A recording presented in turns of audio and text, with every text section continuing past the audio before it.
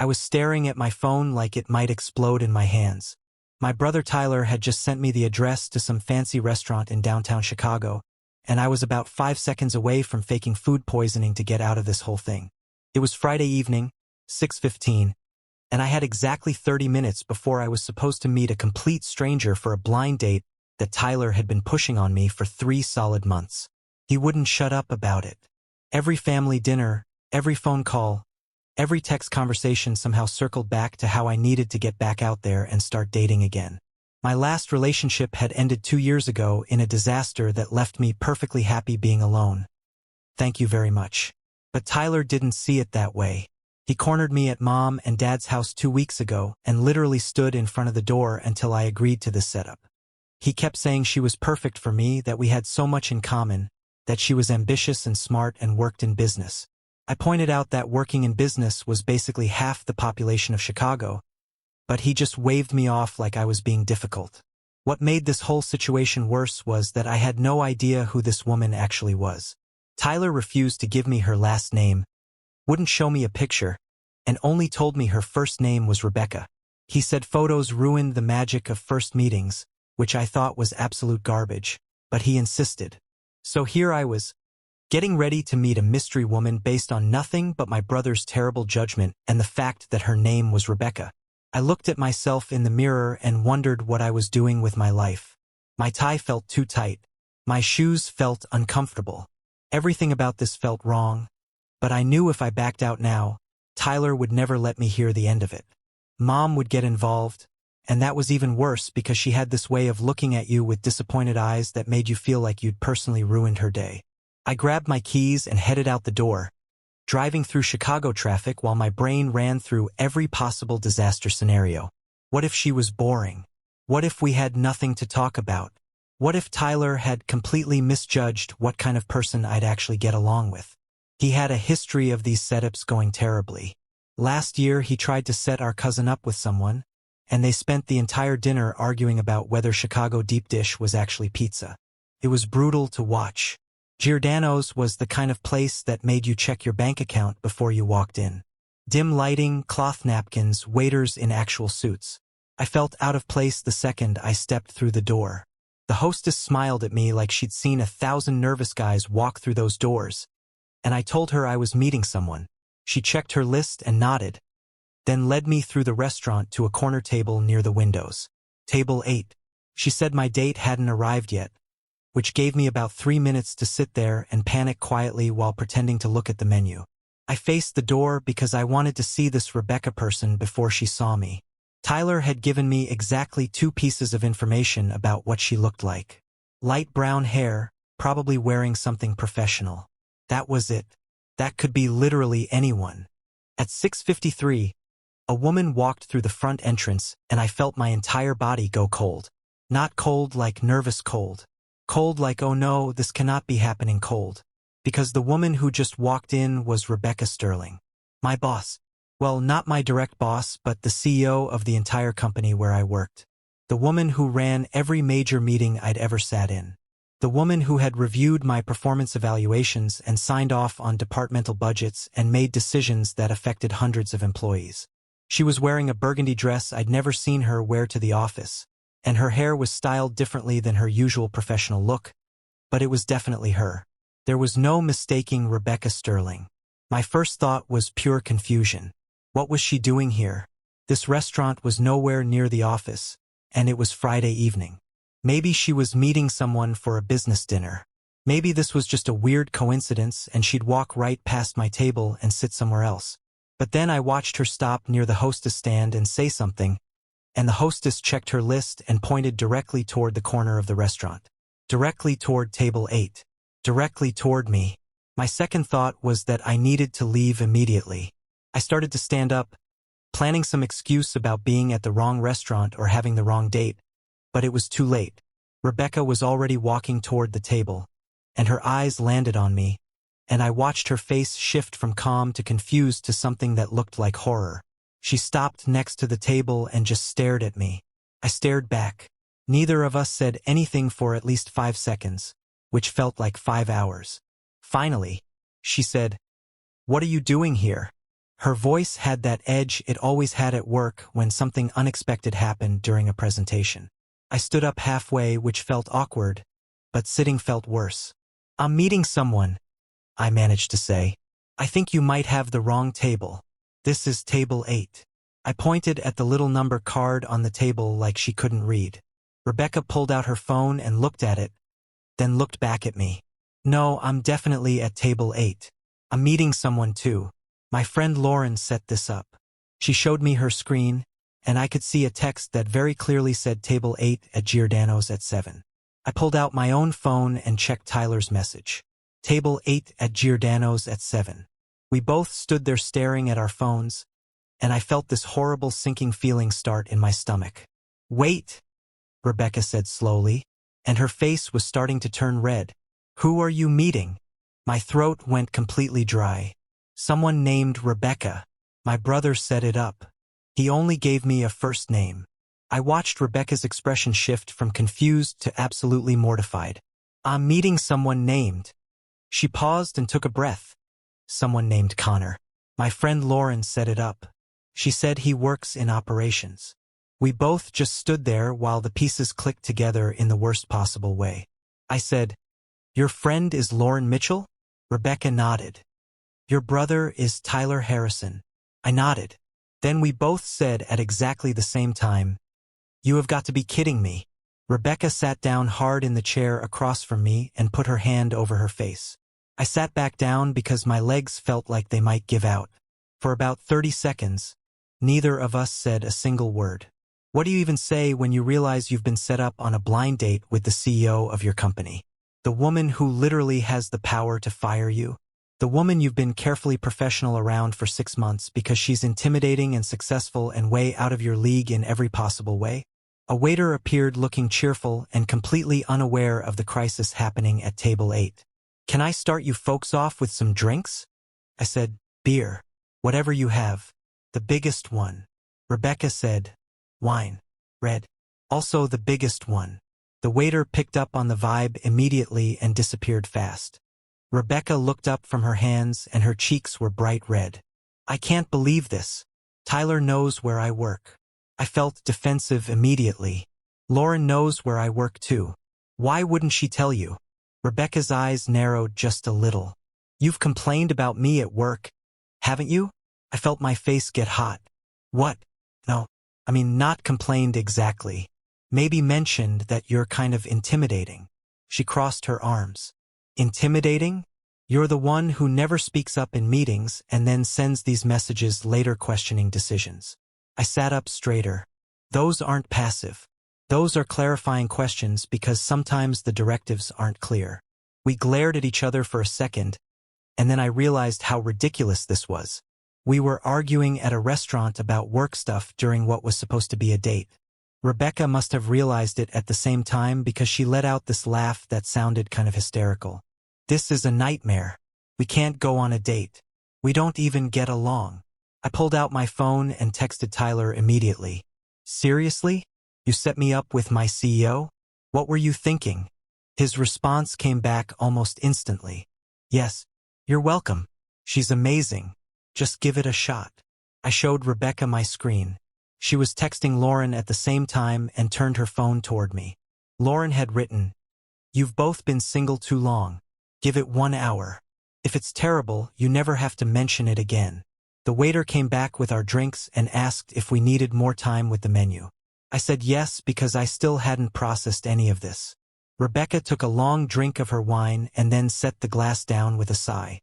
"Look, this is clearly a disaster, but we're already here and I'm starving and it would be a waste of a reservation. What if we just eat and then agree to never speak of this again?" I considered this while drinking my beer. "You want to have dinner together? We can barely get through a quarterly review without you pointing out everything my department did wrong." Her jaw tightened. "Because your department doesn't always follow protocol. But fine, if you'd rather leave and deal with Tyler asking why you bailed, I'll understand." She was right about Tyler. He would absolutely grill me if I left. My parents would somehow find out, and then I'd have to deal with Mom's disappointed face, which was worse than any lecture. "Fine," I said. 1 hour. We eat, we make conversation like adults, and then we go back to normal where we pretend this never happened. Rebecca nodded. Deal. And for the record, I'm only doing this so Lauren stops setting me up on dates. We ordered food mostly in silence. When the waiter left, I said, so this is officially the weirdest thing that's happened to me all year. Rebecca actually smiled just a little. Same. And I once got stuck in an elevator with the entire board of directors for 3 hours. So that's saying something. The first 20 minutes of dinner were painful in that special way where two people are trapped at a table together trying to make conversation about anything except the obvious fact that they'd rather be anywhere else.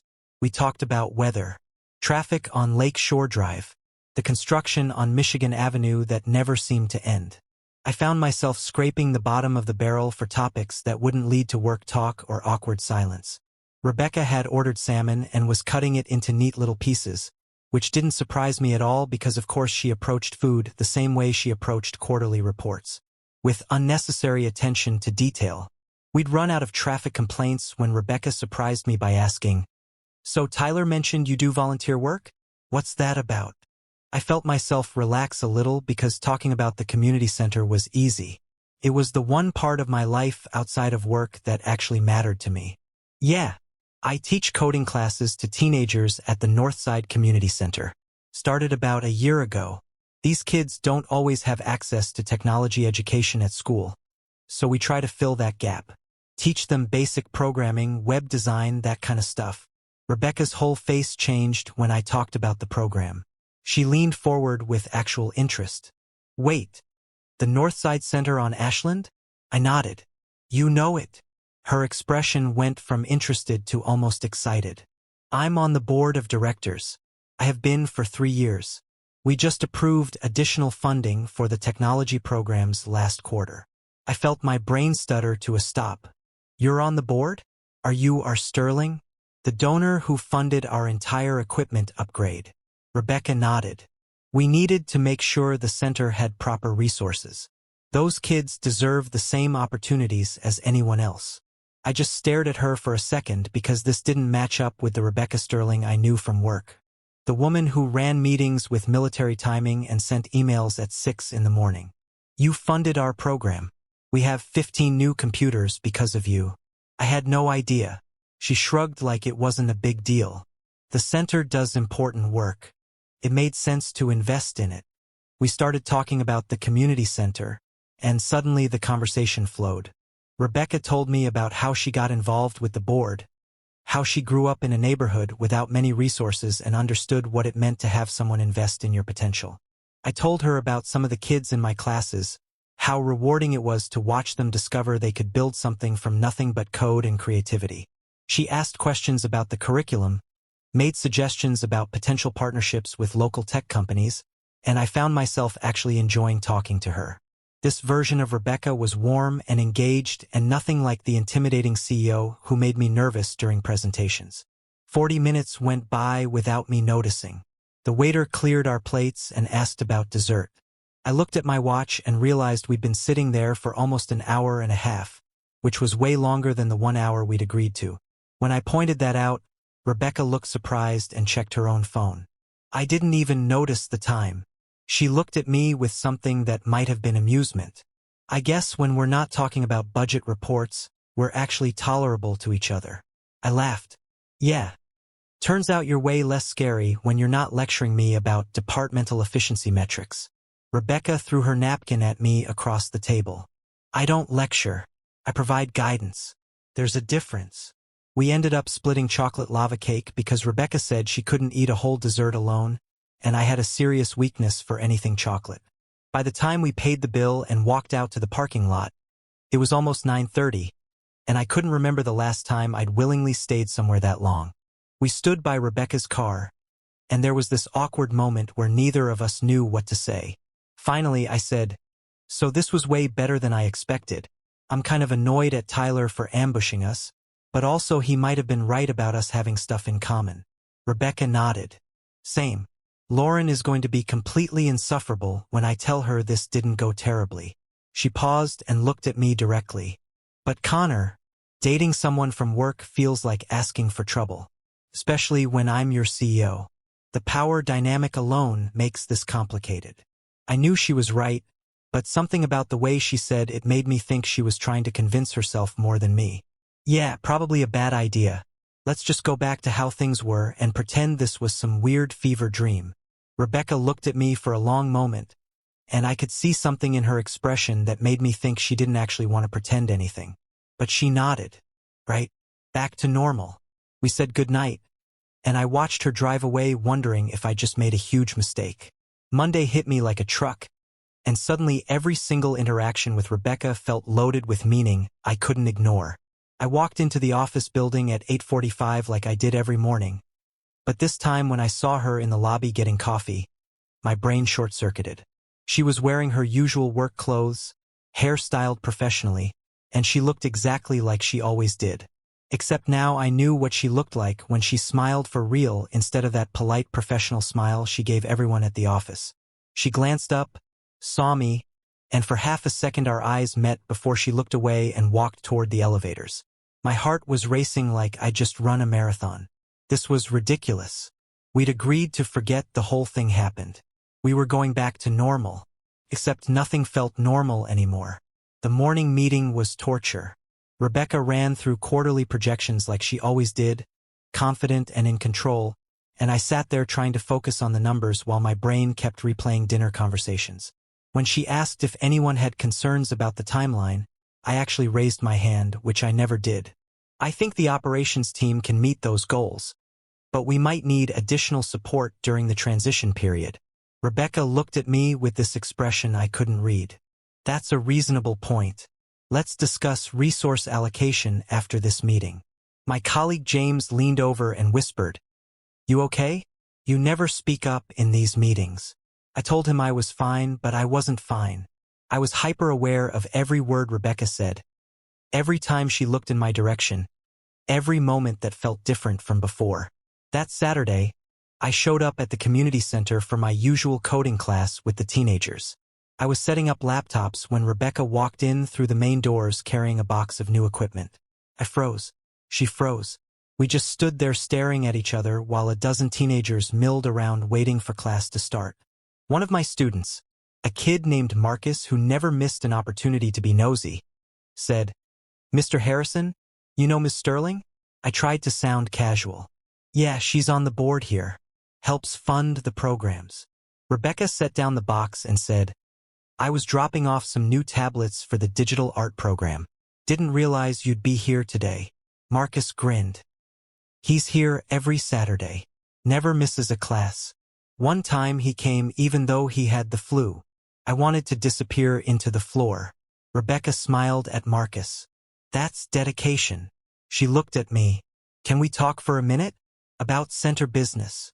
We stepped into the hallway while the kids set up their workstations. Rebecca spoke quietly. "I didn't know you taught on Saturdays. I usually come by on Friday evenings when the building is empty." I shoved my hands in my pockets. "I didn't know you made deliveries yourself. Thought board members just signed checks and showed up for fundraisers." She actually laughed at that. "I like seeing where the money goes. Makes it real." We stood there in the hallway, and it felt exactly like standing in that parking lot after dinner. Like we were both thinking the same thing, but neither of us wanted to say it first. Finally, Rebecca said, "I've been thinking about Friday night." My stomach flipped. "Yeah." She looked down the hallway to make sure no one was listening. "I can't stop thinking about it, actually. And I keep wondering if maybe we gave up too fast just because we were scared of the work situation." I felt my pulse speed up. "I've been thinking about it too, like constantly, which is making work really weird because I keep getting distracted during meetings." Rebecca bit her lip. "Same. I zoned out during a conference call yesterday thinking about that conversation we had about community resources. I took a chance. What if we tried again? Not at work, obviously, but outside of work. Keep it completely separate. See if there's actually something here before we worry about all the complicated stuff." Rebecca was quiet for a long moment. "The power dynamic still worries me. If this goes wrong, it could make your job impossible. I don't want to put you in that position." I appreciated that she was thinking about it. "What if we set rules? We don't tell anyone at work. We keep our professional relationship exactly the same. And we're completely honest with each other. If it starts feeling like a mistake, we stop. She thought about it while voices drifted from the classroom. Okay, but we take it really slow. And if at any point you feel like the work situation is affecting this, or this is affecting your work, you tell me immediately. I stuck out my hand. Deal. She shook it, and her hand was warm in mine. So does this mean I can take you to dinner again? Like an actual intentional date this time? Rebecca smiled. Yeah, but not Giordano's. I don't think I can face that place again for a while. 3 weeks went by, and we fell into this pattern that felt like we were teenagers sneaking around. Coffee shops on the north side where no one from the office went. Lunch at this tiny Vietnamese place in a neighborhood 40 minutes away. Evening walks along the lakefront when it was dark enough that we probably wouldn't run into anyone we knew. I found myself looking forward to seeing Rebecca in a way that had nothing to do with quarterly reports or departmental meetings. She was funny in this quiet, clever way that caught me off guard. She'd make these observations about people or situations that were so accurate it was almost unsettling. And she actually listened when I talked about the stress of trying to move up in a company where everyone seemed more qualified than me. She didn't try to fix everything or tell me what to do. She just listened and asked questions that made me think differently about the problems. We'd only kissed twice, and both times had been careful and sweet, like we were both scared of moving too fast and ruining whatever this was. The first time was after dinner at that Vietnamese place, in the parking lot next to her car. The second time was during a walk by the lake when she'd said something that made me laugh, and then we just looked at each other and it felt natural to lean in. I was starting to think maybe Tyler had actually gotten something right for once in his life. Everything fell apart on a Sunday afternoon.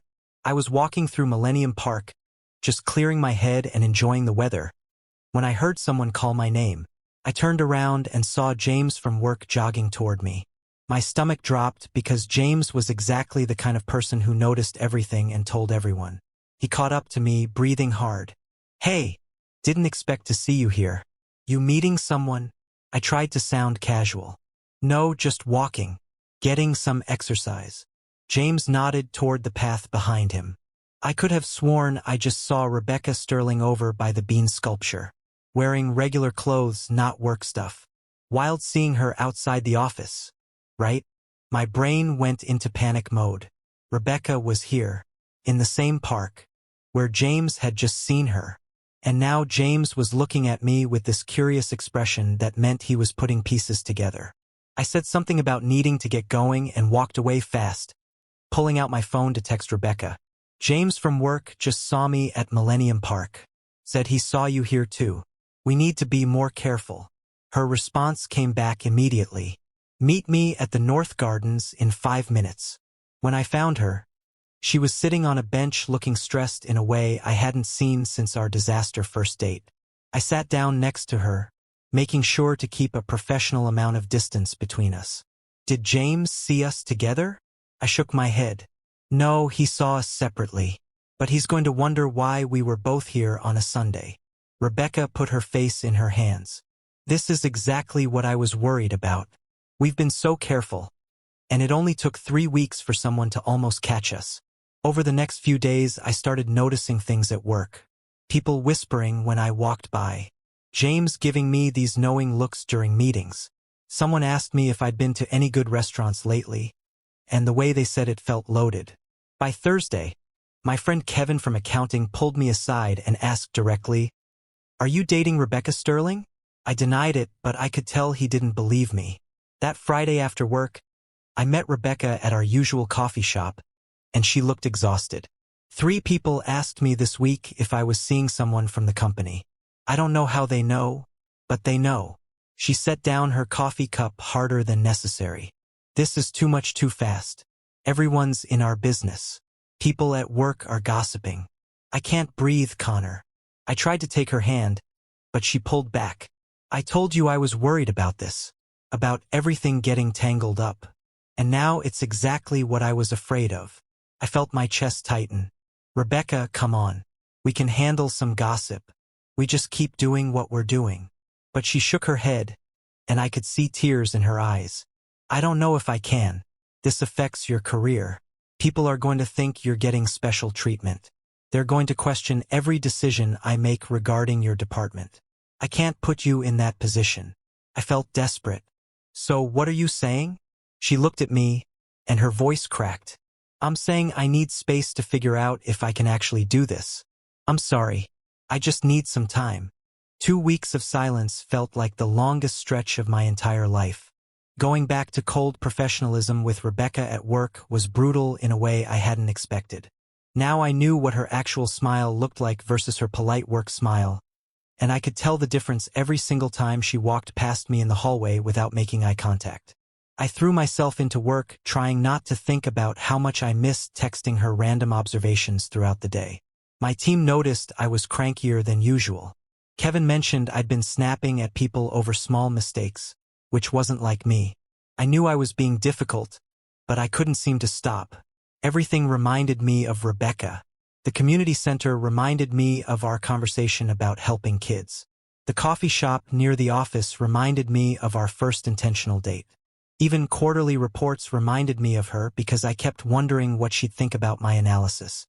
Friday afternoon, my phone buzzed with an email from corporate headquarters. Subject line read, "Immediate audit required." My stomach dropped as I read through the message. They were launching a full investigation into departmental spending in operations, effective immediately. Someone had flagged irregularities in our budget reports from the past 6 months, and they wanted every receipt, every invoice, every approval form reviewed. I felt sick. My department handled hundreds of transactions every month. If there was an error somewhere, it could look really bad. By Monday, 2 executives from corporate were sitting in our conference room going through files. They asked me questions about purchases I barely remembered approving.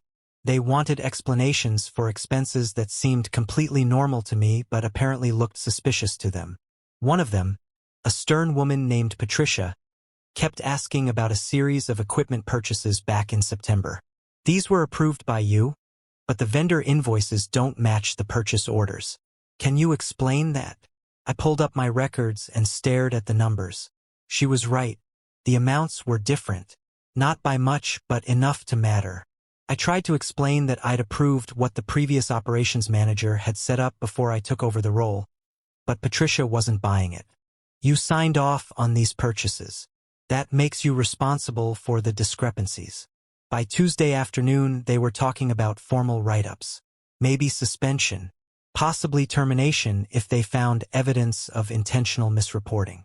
I sat in my office staring at spreadsheets that made no sense, trying to figure out where these errors came from. I'd only been in this position for 6 months. Most of these vendor relationships were set up before I arrived. But that didn't matter to corporate. My signature was on the approvals, which meant I was accountable. Wednesday at 3 p.m., there was a knock on my office door. I looked up and Rebecca was standing there holding her tablet with that focused expression she got when she was deep in analysis mode. "Can I come in?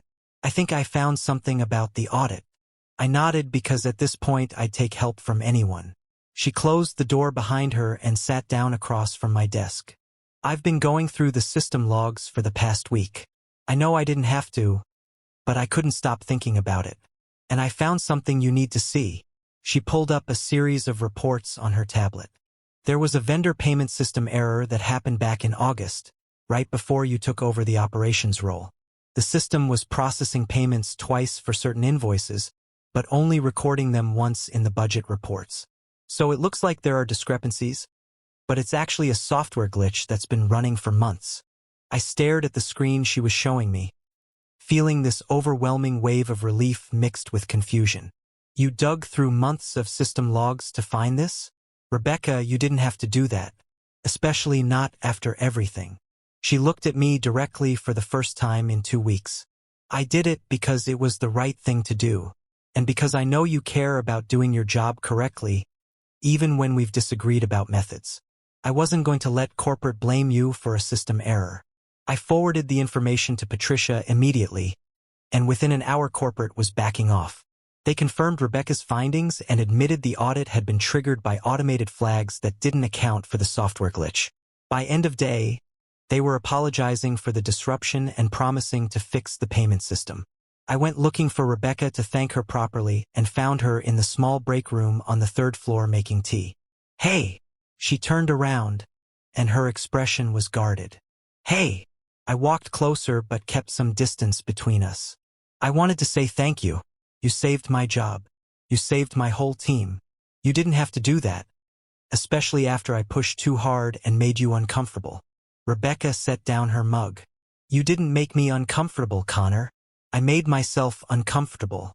I got overwhelmed by everyone being in our business, and I panicked. But these past 2 weeks have been terrible, and I kept thinking about how walking away didn't make me feel better. It just made me miss you. I felt my heart do something complicated in my chest. I missed you too, like a ridiculous amount. And I kept wondering if I should have fought harder to convince you to stay, or if giving you space was the right thing to do." Rebecca's eyes got shiny. "I was falling for you. That's why it scared me so much. Because if this was just casual, it wouldn't matter what people thought or if it got messy. But it wasn't casual for me, and I didn't know how to handle that." I took a step closer. "It wasn't casual for me either. That's why these 2 weeks felt so awful." She looked at me for a long moment. "So what do we do now? Because I don't want to go back to pretending we're just boss and employee who barely talk to each other. That feels worse than taking the risk." I thought about it. What if we stop hiding it? Like actually just be open about dating. File whatever HR paperwork we need to file. Deal with the gossip because it's going to happen anyway. And if people have a problem with it, that's their issue to work through, not ours. Rebecca smiled for the first time in 2 weeks, and it was her real smile. "I'm tired of being scared of what might go wrong. Let's just try." We agreed to do it right this time. No more sneaking around. We filed the proper disclosure forms with HR that documented our relationship and confirmed there was no direct reporting structure between us. We told Tyler and Lauren, who were both completely insufferable about being right. Tyler called me 3 times in one day just to say, "I told you so," in different ways. My parents were thrilled when I brought Rebecca to Sunday dinner the next week. Mom hugged her like she was already family, and Dad spent an hour telling embarrassing stories about me as a kid. Rebecca handled it perfectly, laughing at all the right moments and asking questions that made my parents love her even more. The office gossip lasted about 2 weeks before people moved on to something else. A few people made comments, but most of our colleagues were actually supportive once they realized we were serious. Kevin told me he thought we made sense together, which I appreciated. The power dynamic concerns were real, but Rebecca was careful about documentation and made sure any decisions involving my department went through additional approval channels to avoid conflicts of interest. We had our first real fight about a month in. I'd made a call about equipment scheduling without consulting her first, and she felt like I'd undermined the process we'd agreed on. We argued in her office after hours, both of us frustrated and talking over each other. But instead of shutting down or walking away, we actually worked through it. We figured out a compromise where I had more autonomy for day-to-day decisions but looped her in on anything major. I realized that disagreeing with someone didn't mean the relationship was falling apart. It just meant we were 2 different people learning how to be together. 3 months after our disaster first date, I suggested we go back to Giordano's. Rebecca looked at me like I was crazy, but she agreed when I said I wanted to replace the bad memory with a good one. We sat at the same table, ate, ordered the same food we'd had that first night. Halfway through the meal, Rebecca started laughing. "Remember when we first sat down here and you thought I was going to steal your table?"